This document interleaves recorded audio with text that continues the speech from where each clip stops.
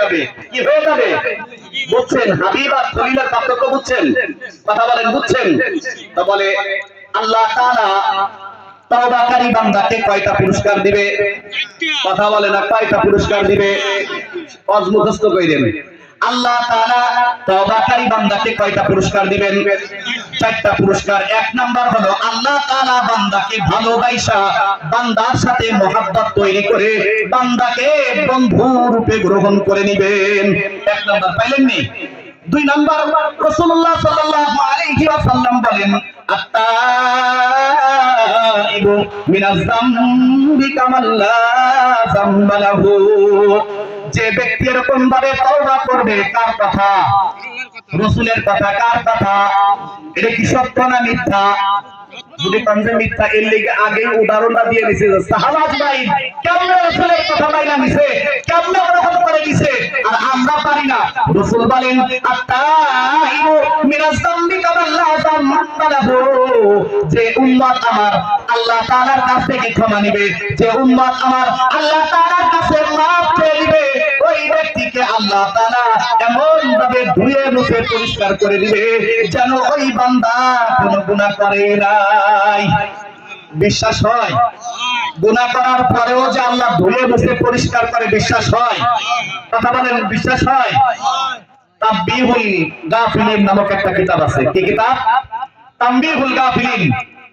আল্লামা আবুল্লাহ সামরকান্দি রাহমাতুল্লাহি আলাইহি তিনি কিতাবের ভিতরে লেখেন, একদিন রাসূলুল্লাহ সাল্লাল্লাহু আলাইহি ওয়াসাল্লামের জামানায় ওমর রাদিয়াল্লাহু তাআলা আনহু এক রাস্তার পাশ দিয়ে যাইতেছে। কিসের পাশ দিয়ে? রাস্তার পাশ দিয়ে যাইতেছে।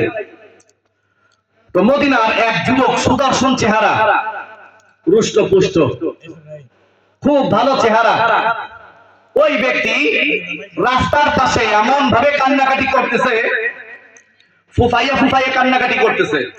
হঠাৎ করে খলিফাতুল মুসলিমিন হযরতে ওমর রাদিয়াল্লাহু তাআলা আনহু রাসূলের জামানায় ওমর রাদিয়াল্লাহু তাআলা আনহু তার পাশ দিয়ে যাইতেছে, দেখে মদিনার এরকম একজন ব্যক্তি, মদিনার যুবক, তকবকে যুবক, ফুফাইয়া ফুফাইয়া কাঁদতেছে।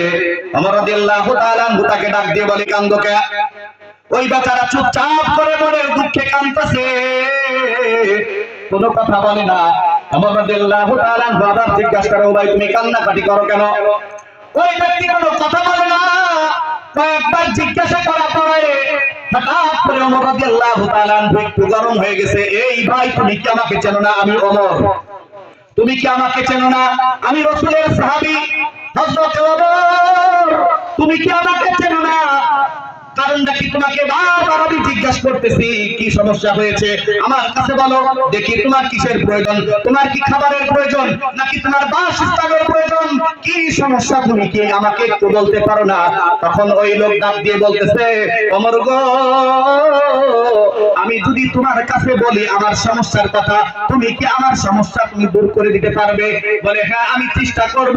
তোমার যদি খাদ্যের প্রয়োজন হয় আমি তোমাকে খাদ্য দেব, তোমার যদি বাসস্থানের প্রয়োজন হয় আমি তোমাকে বাসস্থানের ব্যবস্থা করে দেব।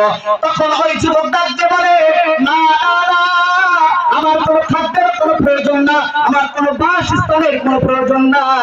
কিন্তু ওমর রাদিয়াল্লাহু তাআলা আনহু বলেন, তাই তোমার কিসের কারণে, কোন কারণে তুমি এরকম ফুফাইয়া ফুফাইয়া কাঁদতেছো? কিসের, তোমাকে কি ব্যথা আমাকে বলো? ওমর রাদিয়াল্লাহু তাআলা আনহুকে ডাক দিয়ে বলে, ও ভাই ওমর, আমি যদি তোমাকে আমার দুঃখের কথাটা বলি, আমার কথা বলি, তাহলে কি তুমি আমার দুঃখটা মোচন করতে পারবে? বলে অবশ্যই পারবো। কি বলতেছে? অবশ্যই পারবো। হ্যাঁ হ্যাঁ বলো। ডাক দিয়ে বলে, আমি যে এত বড় গুনাহগার, ও ওমর, তুমি যদি আমার গুনাহকে ক্ষমা করতে পারো তাহলে তুমি আমার কাছে জিজ্ঞাসা করো, আর যদি তুমি আমার গুনাহ ক্ষমা করতে না পারো তাহলে আর আমার কাছে জিজ্ঞাসা করো না। ওমর রাদিয়াল্লাহু তাআলা আনহু ডাক দিয়ে বলে, না না না, গুনাহ ক্ষমা করার মতো যোগ্যতা আমি ওমরের নাই। তোমাকে আমি একটা ভালো বুদ্ধি দিতে পারি, চলো চলো আমার সাথে করে তোমাকে রাহমাতুল লিল আলামিনের কাছে নিয়ে যাই, সরকারে দো জাহান সাইয়্যিদুল আম্বিয়া জনাব মুহাম্মদুর রাসূলুল্লাহ সাল্লাল্লাহু আলাইহি ওয়াসাল্লামের কাছে নিয়ে যাই। যদি তুমি রাসূলের কাছে গিয়ে বলো, রাসূল হয়তো তোমাকে কোনো একটা সুন্দর পদ্ধতির কথা বলতে পারে, অথবা রাসূল যদি হাত উঠাইয়া আল্লাহ তাআলার কাছে তোমার জন্য দোয়া করে, তাহলে আল্লাহ তাআলা তোমাকে ক্ষমা করে দিতে পারে। এই কথা বলার পরে দুইজনে রাসূলুল্লাহ সাল্লাল্লাহু আলাইহি ওয়াসাল্লামের কাছে গেছে। লম্বা ইতিহাস ছোট ছোট করে বলার চেষ্টা করতেছি, সময় সংক্ষেপ। রাসূলুল্লাহ সাল্লাল্লাহু আলাইহি ওয়াসাল্লামের কাছে যখন গেছে, হযরত ওমর ডাকতে বলে, ইয়া রাসূলুল্লাহ, ইয়া হাবিবাল্লাহ, এই যুবক রাস্তার পাশে দেখি ফুফাইয়া ফুফাইয়া কাঁদতেছে। আমি জিজ্ঞাসা করলাম বারবার, কিন্তু আমার কাছে সে কিছুই বলে না। আমি আপনার কাছে নিয়ে আসছি, দেখেন আপনার কাছে কিছু বলে কিনা। রাসূলুল্লাহ সাল্লাল্লাহু আলাইহি ওয়াসাল্লাম ডাক দিয়ে বলে, এই যুবক তোমার কি হয়েছে, কি কারণ, কি সমস্যার কারণে তুমি এরকম ভাবে কান্নাকাটি করো? ওই যুবক রাসূল যখন জিজ্ঞাসা করছে, চোখের পানি আর ধরে রাখতে পারে না, এমন জোরে কান্নাকাটি লাগাইছে। রাসূলকে বলতেছে, রাসূলুল্লাহ, আমার গুনাহের খবর আমি ওমরকেও বলি নাই, আমার গুনাহের কথা আল্লাহ ছাড়া আর আমি ছাড়া আর দুনিয়ার কেউ জানে না, কিন্তু আপনার কাছে যখন আসছে আমার একটা বিশ্বাস আছে, আপনি যদি আমার জন্য একটু দোয়া করেন আল্লাহ তাআলার কাছে, আমার ইয়াকিন হয় আল্লাহ তাআলা আমাকে ক্ষমা করে দিবে। কি করে দিবেন? ক্ষমা করে দিবেন। রাসূলুল্লাহ সাল্লাল্লাহু আলাইহি ওয়াসাল্লাম বলেন, বলো তোমার কি দুঃখ, তোমার কি ব্যথা? তখন ওই লোক ডাক দিয়ে বলতেছে, হুজুর, আমি এই মদিনাবাসী, আমি এই আরবের লোক, আমার আমার আমার এক পেশা হলো আমি জাতে কাফন সূরা, কি সূরা? তাই আমি কাফন চুরি বিক্রি করে বেচে, যখন এই আরবের ভিতরে, এই মদিনার ভিতরে যখন মানুষ মারা যায়, আমি তাদের কাফনগুলো এরকম ভাবে চুরি কইরা কবর থেকে উঠাইয়া আমি ওইটা বাজারে বিক্রি করে আমি এইভাবে আমার জীবিকা সংগ্রহ করে আমার জীবিকা আমি এইভাবে চালাই। রাসূলুল্লাহ সাল্লাল্লাহু আলাইহি ওয়াসাল্লাম বলেন, তাই কাহা হুজুর, আমি কেমন থেকে মাপ পাইতে পারি? আমি এত বড় গুনাহগার, আমি যে কাফন চুরি করে বেশি, আপনি আমার একটা পথ বলে দেন। রাসূলুল্লাহ সাল্লাল্লাহু আলাইহি ওয়াসাল্লাম বলেন, ঠিক আছে, তুমি যাদের যাদের কাফন চুরি করেছো, যাদের যাদের কাফন চুরি করেছো, তাদেরকে এরকম ভাবে ক্ষতিপূরণ দিয়ে দাও। কি দিয়ে দাও? ক্ষতিপূরণ দিয়ে দাও, আর তাদের কাছ থেকে ক্ষমা নিয়ে নাও, আত্মীয় স্বজনদের কাছ থেকে ক্ষমা নিয়ে নাও। যাও যাও, তুমি ক্ষমা নিয়ে নাও। যখনই রাসূলুল্লাহ সাল্লাল্লাহু আলাইহি ওয়াসাল্লাম এই কথা বলছেন, বলার পরে হঠাৎ করে ওই যুবকের কান্না আরো বাইরে গেছে, হাওমাও করে আরো করে কান্নাকাটি করতেছে। কান্নাকাটি করার পরে রাসূল বলে, যাও যাও, তোমাকে তো একটা ফয়সালা আমি বলেই দিলাম, আবার কেন কান্নাকাটি করো? ওই যুবক ডাক দিয়ে বলতেছে, ইয়া রাসূলুল্লাহ, ইয়া হাবিবাল্লাহ, আমি এত বড় গুনাহগার, আমি এত বড় গুনাহ করে ফেলাইছি যা আমি জবান দিয়ে বলতে আমি সাহস পাইতেছি না। রাসূলুল্লাহ সাল্লাল্লাহু আলাইহি ওয়াসাল্লাম বলে, বলো তুমি কি গুনাহ করছো? ইয়া রাসূলুল্লাহ, ইয়া হাবিবাল্লাহ, এই অল্প কিছুদিন আগে এরকম ভাবে একটা মানুষ, মহিলা মানুষ মারা গেছে, আমি যখন তাকে কবর দাফন করে যখন সকালে চলে আসে, আমি রাতের বেলায় আমি সেইখানে গেছি, রাতের বেলা গিয়ে আমি আবার কবরটা খনন করেছি, কবরটা খনন করে তার কবর থেকে আমি তার ভিতরে ঢুকে ওই মাইয়াতের শরীর থেকে আমি যখন একটা একটা করে সব কাপড়গুলো খুলে নিলাম, হঠাৎ করে শয়তান আমার মাথার ভিতরে একটা কুমন্ত্রণা দিল। শয়তানে আমারে বলে, এই যুবক তো একটু তাকায় দেখ না, মদিনার ভিতরে কত সুন্দরী একজন নারী কবরের ভিতরে রয়েছে, এই বড় সুন্দরী নারী, এই নারীর মতো সুন্দরী নারী আর তুই পাবি না। তোর যদি মনের খাহেশ পূরণ করতে চাস তাহলে করতে পারিস, এখানে কোনো শব্দ নাই, কোনো মানুষ নাই, তোকে বাধা দেওয়ার কেউ নাই। যখন এইরকম শয়তানে আমাকে বলল, শয়তানে যখন আবার মাথার ভিতরে এই চিন্তা, এই ধারণা দিল, ইয়া রাসূলুল্লাহ, ইয়া হাবিবাল্লাহ, আমি ওই মাইয়াতের সাথে আমি এরকম ভাবে আমার মনের খাহেশ পূরণ করলাম।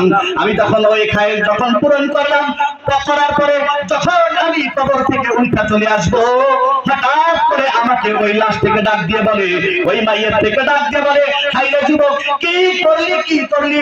আমি মদিনার ভিতরে একজন ধার্মিক, একজন পরহেজগার, একজন মহিলা ছিলাম, আমার চেহারা দেখতে পারে নাই কেউ, আমি আল্লাহ ভীরু একজন মহিলা ছিলাম, তুই আমাকে এমন ভাবে নাপাক কইরা দিলি রে, আল্লাহ তাআলার সামনে আমি কেমনে দাঁড়াইবো? এই নাপাক শরীরে আমি কেমনে দাঁড়াইবো? এই কথা যখন ইয়া রাসূলুল্লাহ, ইয়া হাবিবাল্লাহ, এই কথা যখন আমি শুনলাম, হঠাৎ করে মৃত লাশের থেকে যখন আমি জবান দিয়ে এই কথাটা শুনলাম, শোনার পরে আমার ভিতরে আর কলিজায় পানি থাকে, কথা বলেন পানি থাকে? আমার আর কলিজায় পানি নাই, আমি যে কি করব, আমি যে কি করব, আমার আর কোনো হুঁশ নাই। আমি উইটে দৌড় দিব, আমি উইটে হাঁটবো না কি করব, আমার আর কোনো এরকম ভাবে আমার হুঁশ নাই। ইয়া রাসূলুল্লাহ, ইয়া হাবিবাল্লাহ, আমি তখন কি করলাম? আমি উইটা বাড়িতে যাই নাই, আমি বাজারে যাই নাই, আমি রাস্তায় রাস্তায় কান্নাকাটি করি। হঠাৎ করে ভাই ওমর দেখা আপনার দরবারে নিয়ে এসেছে। আপনার দরবারে যখন আনছে, আমার বিশ্বাস আপনি একটু হাত তুলা আমাকে, আমার জন্য আল্লাহ তাআলার কাছে দোয়া চান, আল্লাহ যেন আমাকে ক্ষমা করে দেয়। রাসূলুল্লাহ সাল্লাল্লাহু আলাইহি ওয়াসাল্লাম কি গরম বলে, হাই রে এত কঠিন গুনাহগার। মানে ওইখানে আরো কিছু কথাবার্তা হলো সময় সঙ্গে, তো রাসূলের দরবার থেকে চলে গেল। রাসূল এক পর্যায়ে এরকম ভাবে দরবার থেকে ফেরাই দিল, ধরেন মনে করেন এরকম ভাবে চলে গেল। ওই ব্যক্তি যখন রাসূলের কাছ থেকে যখন কোনো ফয়সালা পাইল না, ওই ব্যক্তি বাড়িতে না গিয়ে, বাজারে না গিয়ে, কোনো জায়গা না গিয়ে দৌড়ে চলে গেল পাহাড়ে, জঙ্গলে, পাহাড়ের ভিতরে গিয়ে কান্নাকাটি করতেছে। কান্নাকাটি করতে করতে আল্লাহ তাআলার কাছে কান্দে, আল্লাহ দুনিয়ার কেউ আমাকে ক্ষমা করবে না। রাসূলের দরবারে গেলাম, তিনি আমাকে তাড়াই দিল। আমার মনে হয় মাপ নাই, তুমি যদি আমাকে ক্ষমা না করো আমার যাওয়ার কোনো জায়গা নাই। একদিন, দুই দিন, তিন দিন করে 40 দিন কাঁদছে। কয়দিন? কথা বলেন কয়দিন? 40 দিন পর্যন্ত কাঁদছে। অল্প একটু সময়,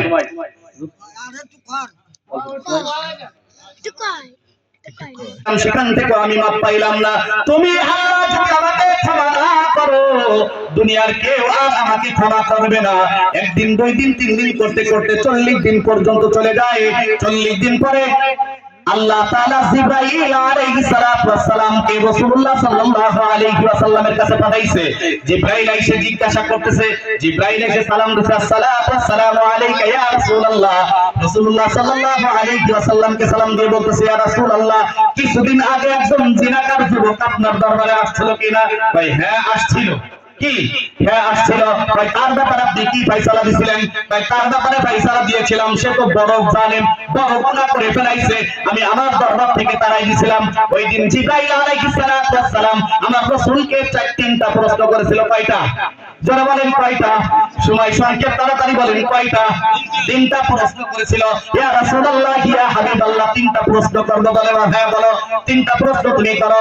বলতেছে, ইয়া রাসূলুল্লাহ, ইয়া হাবিবাল্লাহ, আপনার উম্মতদেরকে আল্লাহ তাআলা যে কিছু সুযোগ সুবিধা দিয়েছেন, এটা কি আপনি জানেন? ভাই হ্যাঁ জানি। ভাই আপনার উম্মতকে যে 1 নাম্বার সুযোগ সুবিধা দিয়েছে, হায়াত মউতের মালিক কে? জোরে বলেন কে? আপনি না আল্লাহ? রাসূলুল্লাহ সাল্লাল্লাহু আলাইহি ওয়াসাল্লাম বলেন আমার আল্লাহ। দ্বিতীয় নাম্বার প্রশ্ন, ইয়া রাসূলুল্লাহ, আপনার উম্মতের রিজিকের মালিক কে? ভাই আল্লাহ। কে? আল্লাহ। ভাই আল্লাহ। ইয়া রাসূলুল্লাহ, ইয়া হাবিবাল্লাহ, আপনার উম্মতের গুনাহ ক্ষমাকারী কে? আপনি না আল্লাহ? জোরে বলেন কে? রাসূলুল্লাহ সাল্লাল্লাহু আলাইহি ওয়াসাল্লাম বলেন আমার উম্মতের গুনাহ ক্ষমাকারী আমার আল্লাহ। জিবরাইল আলাইহিস সালাতু ওয়াস সালাম তখন ডাক দিয়ে বলে, আপনি যে ওই 40 দিন আগে যাকে আপনি তাড়াই দিয়েছিলেন, 41 দিন,